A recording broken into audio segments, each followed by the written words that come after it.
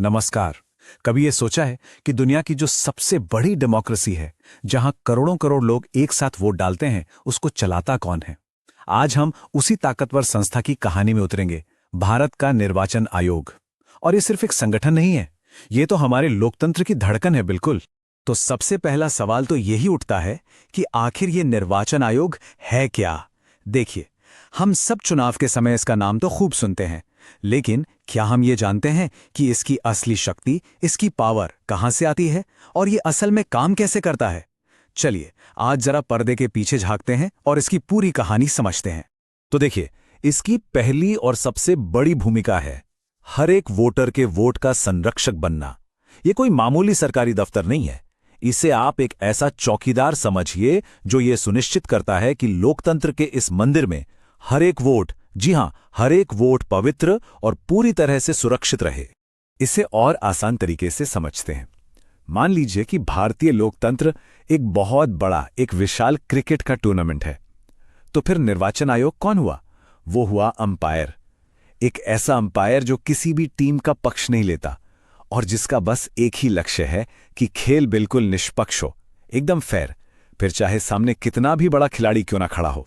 अच्छा, अब इसकी जो औपचारिक परिभाषा है, या कहें कि तकनीकी भाषा है, उसमें इसे कहते हैं स्वायत्त संवैधानिक प्राधिकरण। अब ये बड़े भारी भरकम शब्द हैं, है ना? तो चलिए इनको जरा तोड़कर समझते हैं। पहला शब्द है स्वायत्त, यानी ऑटोनॉमस। इसका सीधा सीधा मतलब है सरकार का इस पर कोई कंट्रोल नहीं है।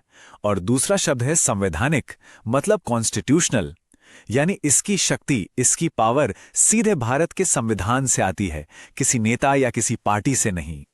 और पता है, यही बात इसे इतना ज्यादा खास बना देती है। ये निर्वाचन आयोग किसी साधारण कानून से नहीं बना है, बल्कि ये तो सीधे हमारे संविधान की कोख से जन्मा है। लेकिन यहां एक बड़ा सवाल खड़ा होता है कि आखिर हमारे संविधान बनाने वालों ने इसे इतनी बड़ी, इतनी जबरदस्त शक्ति दी ही क्यों?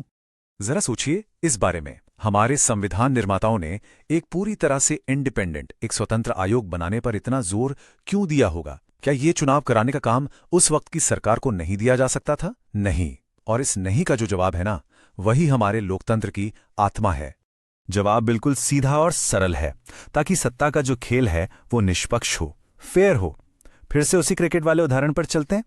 कल्पना कीजिए, अगर जो टीम पहले से बैटिंग कर रही है वही अंपायरिंग भी करने लगे, तो क्या कोई दूसरी टीम कभी जीत पाएगी? कभी नहीं। बस इसी खतरे को दूर करने के लिए एक स्वतंत्र और ताकतवर आयोग बनाया गया।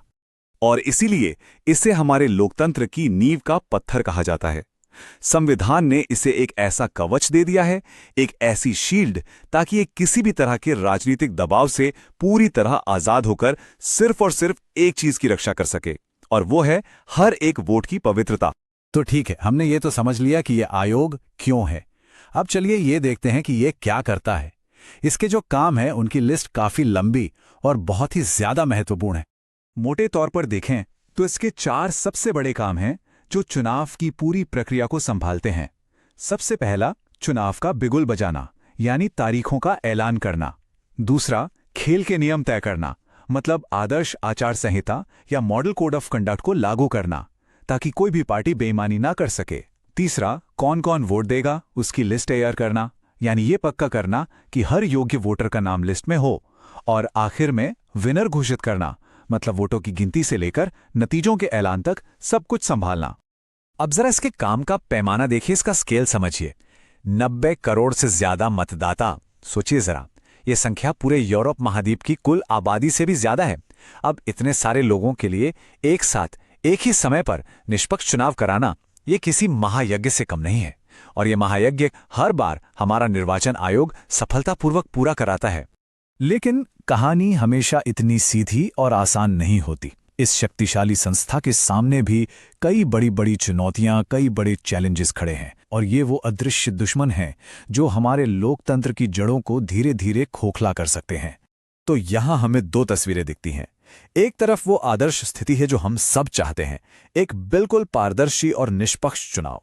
और दूसरी तरफ वो कड़वी सच्चाई है जिससे आयोग को हर रोज जूझना पड़ता है, जैसे कि राजनीतिक पार्टियों का दबाव, चुनावों में पैसे का बढ़ता हुआ प्रभाव, और हां, कभी कभी तो खुद इसकी निष्पक्षता पर भी सवाल उठते हैं। ये एक लगातार चलने वाली रस्साकशी है और इन्हीं कांटों भरे रास्ते पर चलना ही निर्वाचन आयोग की सबसे बड़ी अग्नि परीक्षा है। ये एक ऐसी लड़ाई है जो हर चुनाव में लड़ी जाती है और इसमें दांव पर सिर्फ आयोग की साख नहीं लगी होती, बल्कि हमारे लोकतंत्र का, हम सबके भविष्य का सवाल होता है। और अंत में एक सवाल, ये सवाल सिर्फ आयोग के लिए नहीं बल्कि हम सब के लिए है कि हम भारत के नागरिक अपनी चुनावी प्रक्रिया की इस पवित्रता को आने वाले भविष्य के लिए कैसे बचा सकते हैं। क्योंकि एक बात हमेशा याद रखनी चाहिए, लोकतंत्र का सबसे बड़ा रक्षक कोई आयोग नहीं होता, बल्कि एक जागरूक नागरिक होता है। इस पर सोचिएगा जरूर।